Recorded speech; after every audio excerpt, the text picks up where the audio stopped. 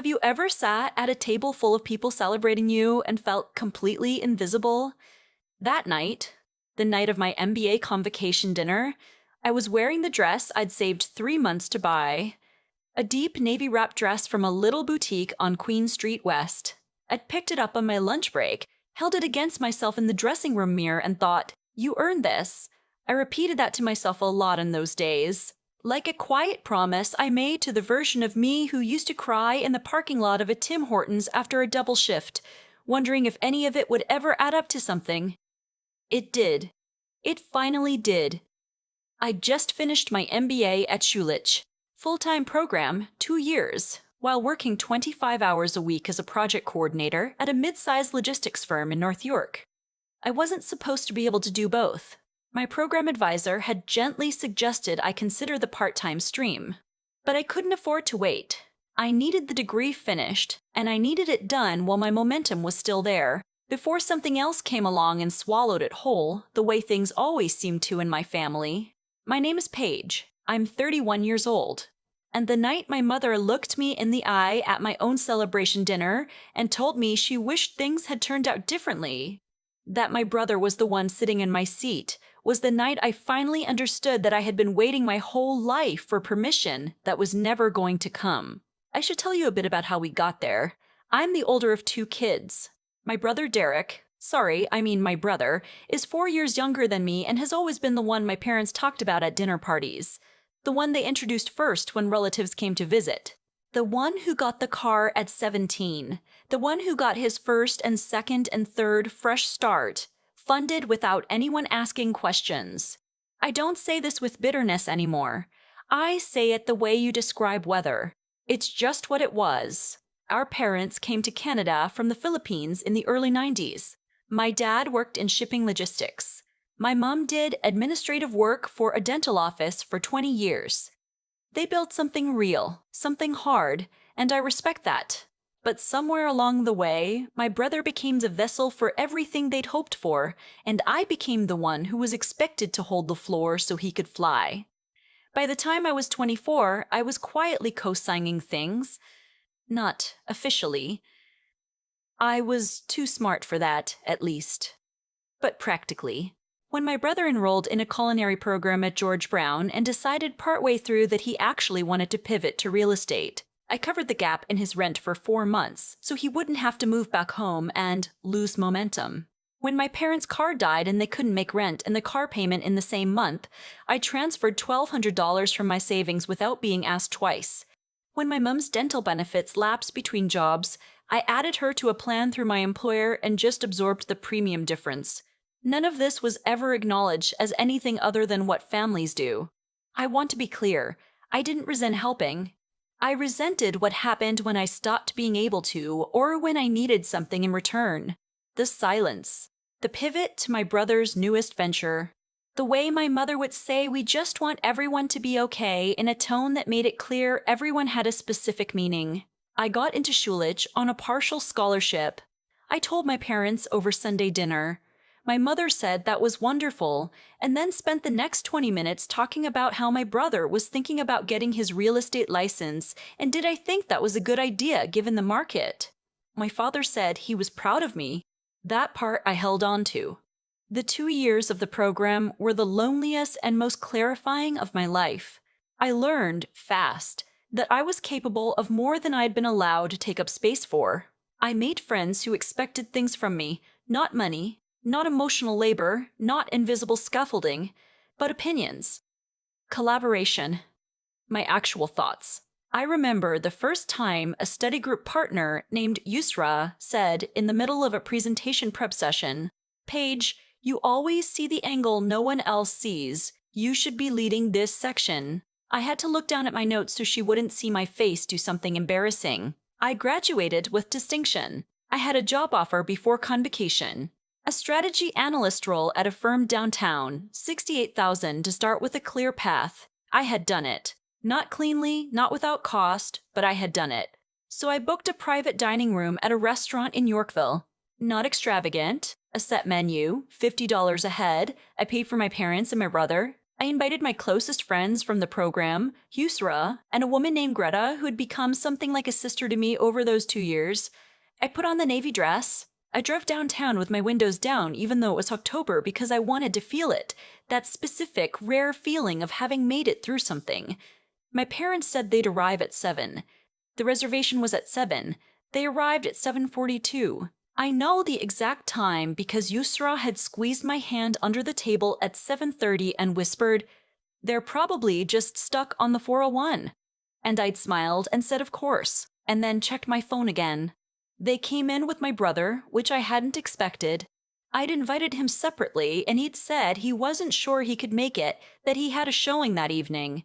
But there he was, in a blazer I didn't recognize, shaking hands with Yusra like they were at a networking event. My mother hugged me and said I looked beautiful. My father kissed my cheek and said he was proud. And then, almost immediately, my brother said something about a condo he'd almost closed on, and my father turned to him, and that was more or less where the evening went. I watched it happen the way you watch something you've seen before and can't stop. The conversation kept drifting. My brother talked about a client he was courting, a duplex in Leslieville, the state of the Toronto market. My parents asked questions. Real questions, interested questions, the kind of questions you ask when you're genuinely curious about someone's world. Greta caught my eye at one point. I shook my head slightly. It's fine. The food came. It was good. I tried to stay present, to be in my own dinner, at my own table, on my own night. Yusra steered the conversation back twice, gracefully, saying things like, "Paige, tell them about the job offer," and "Can you believe she finished with distinction while working full-time?" And I'd smile and give the short version, and then something would happen. My brother's phone would buzz and he'd make a comment, or my mother would say, "That's wonderful, honey," and pivot, and we'd drift again. It was near the end of the main course when it happened. My father was talking about family, about how proud they were, about how they hoped to see both of us settled and successful. He was in a generous mood, I think. Reflective. And then, my mother, who had been quiet for a moment, looked at my brother with that specific softness she reserved only for him and said, quietly, almost to herself, "Sometimes I think it should have been you going through this program. You have such a mind for business, sweetheart. You could have done anything." The table went still. I don't think she meant for it to land the way it did. I genuinely don't. But it landed. Yustra's fork stopped halfway to her plate. Greta looked at the tablecloth. My brother had the decency to look uncomfortable. My father cleared his throat. And something shifted in me. Not broke, shifted. Like a gear that had been grinding for years finally clicked into a different position. I set down my knife. Slowly. I looked at my mother. "I need to ask you something," I said. My voice was very calm. I was surprised by how calm it was, and I want you to actually think about it before you answer. She looked at me. She thought I was about to say something gracious. I could see it in her face. She was preparing to receive something gentle. "Do you know how much I've contributed to this family financially over the last 7 years?" Silence. Not because I was asked to. Not because it was written down anywhere. But because every time there was a gap, I filled it. The rent when he pivoted programs. Mom's dental coverage. The $1,200 when the car died. The groceries in February when things were tight. Do you know what that number is? My mother said my name. A warning. A plea. I wasn't sure. "I'm not angry," I said, and I meant it. Or at least, it wasn't anger in the way she was bracing for. "I just want to know if you understand what it means that I did that while putting myself through a degree, while working part-time, while building the thing you are sitting at a table celebrating tonight. I want to know if you understand that before you wish it had been someone else." The room was quiet enough that I could hear music from the main dining area. "Paige," my father started. "I'm not finished. I'd never said that to my father before. It surprised both of us. I have spent my entire life making myself smaller so he had more room. I did it because I love this family. But I am sitting at a table with my name on the reservation, at a dinner I organized and paid for, and I just heard you wish I was someone else. So I want you to think about that. I want you to really sit with that. I picked up my water glass. I took a sip. I set it down. I'm going to say goodnight now, I said. I love you, but I'm going to say goodnight. I looked at Yusra and Greta. Stay, please. Enjoy dessert. I'll call you both tomorrow. And then I stood up, took my coat from the back of the chair, and walked out of the private dining room, through the warm noise of the main restaurant, and out onto the street. It was October in Toronto. Cold, clear, that particular dry chill that comes in before the real winter. I stood on the sidewalk in my navy dress, and I breathed it in, and I didn't cry. I thought I would.